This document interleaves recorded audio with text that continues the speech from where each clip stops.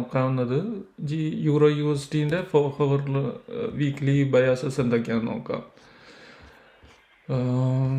നമുക്കത് കൃഷി ചെയ്യുമ്പോൾ ഒരു ഡൗൺ ട്രെൻഡാണ് യൂറോ USD തരുന്നത്. കറണ്ട് ഒരു റേഞ്ചിൽ വരുമ്പോൾ ഇവിടെ ഒരു ഡീലിംഗ് റേഞ്ച് ഉണ്ട്. ഡീലിംഗ് റേഞ്ചാണ് യൂറോ USDയിൽ ഇവിടെ ഒരു ഡീലിംഗ് റേഞ്ചാണ് പ്രൊവൈഡ് ചെയ്തേക്കുന്നത്. അതിന് ഇവിടെ കീ ലെവലിലേക്ക് മാർക്കറ്റ് വന്നു, ലോ എടുത്തു, പിന്നെ മുകളിലേക്ക് പോയി. ഇവിടെയാണ് കറൻ്റ് മാർക്കറ്റ് നിൽക്കുന്നത്. നമുക്കത് ഈ മൂവ്മെൻറ്റിനകത്തുള്ളത് മാർക്കറ്റ് നമുക്ക് നോക്കാം. ഒരു ഡൗൺ ട്രെൻഡാണ് ഞാൻ പറഞ്ഞായിരുന്നു. അപ്പോൾ ഇതാണ് ലാസ്റ്റ് ഉണ്ടാക്കിയ ഇതിങ്ങനെ വന്നു. ലാസ്റ്റ് വീക്കിലി അല്ലേ, നമുക്ക് വീക്കിലി ഈ ഒരു റേഞ്ചിൽ നമുക്ക് നോക്കാം.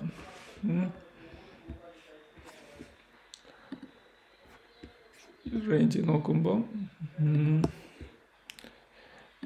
ലോ ഇന്ന് ഒരു ഹൈ ക്രിയേറ്റ് ചെയ്തു, ഒരു ലോവർ ലോ ക്രിയേറ്റ് ചെയ്തു, ദെൻ ഒരു ഹയർ ഹൈ ക്രിയേറ്റ് ചെയ്തു, പിന്നെ ഒരു ലോവർ ലോ ക്രിയേറ്റ് ചെയ്തു, ദെൻ ഒരു ഹയർ ഹൈ ക്രിയേറ്റ് ചെയ്തു, പിന്നെ ഒരു ലോവർ ലോ ക്രിയേറ്റ് ചെയ്തു, ദെൻ ഹൈ സ്വീപ്പ് ചെയ്തു. ബട്ട് ഹൈ ക്രിയേറ്റ് ചെയ്യാൻ പറ്റിയില്ല, കാരണം ബോഡി ബ്രേക്ക് കിട്ടിയാലേ ഒരു ഹൈ ആയിട്ട് വരുള്ളൂ. പിന്നെ അതിൻ്റെ ഉള്ളിൽ നിൽക്കുവാണ് മാർക്കറ്റ്.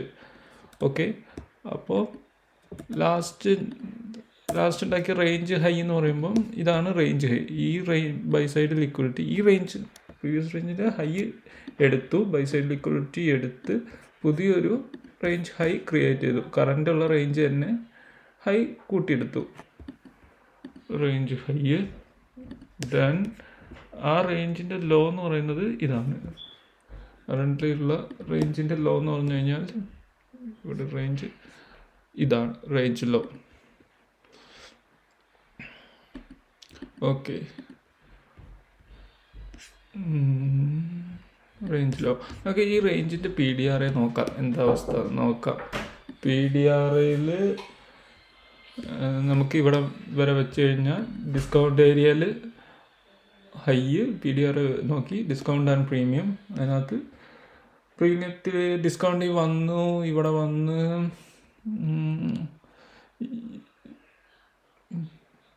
ഡിസ്കൗണ്ട് വന്നു, ഒരു ലോ ക്രിയേറ്റ് ചെയ്തിട്ട് മാർക്കറ്റ് തിരിച്ചു പോവുകയാണ് ചെയ്തത്.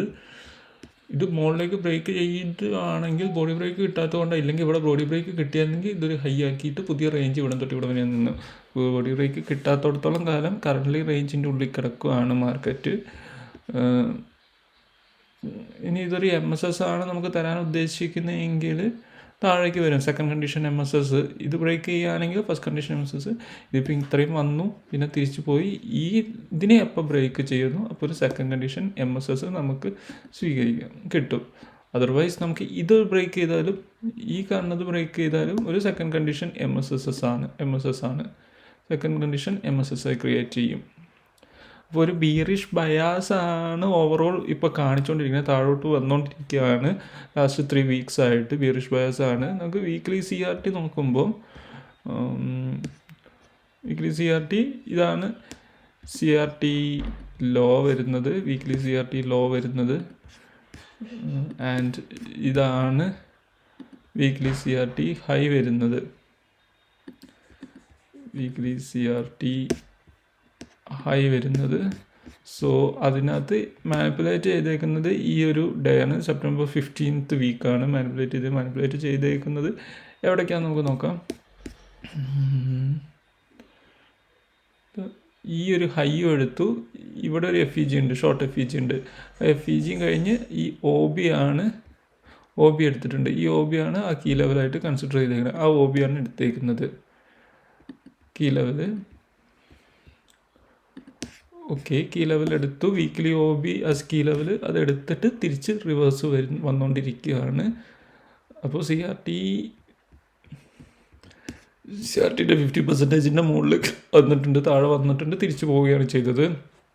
ഇനി ഒരു അപ് ട്രെൻഡ് ആണെങ്കിൽ നമുക്കിത് മുകളിലേക്ക് പോകും. ബട്ട് ഇവിടെ നിന്ന് ബോഡി ബ്രേക്ക് കിട്ടിയില്ല, തിരിച്ച് വന്നുകൊണ്ടിരിക്കുകയാണ് കാണിക്കുന്നത്. അവിടെ നിന്ന് മേ ബി ഈ ഒരു ഇവിടെ ഒരു അൺമിറ്റിഗേറ്റഡ് ആയിട്ടുള്ള ഒരു ഏരിയ ഉണ്ട്.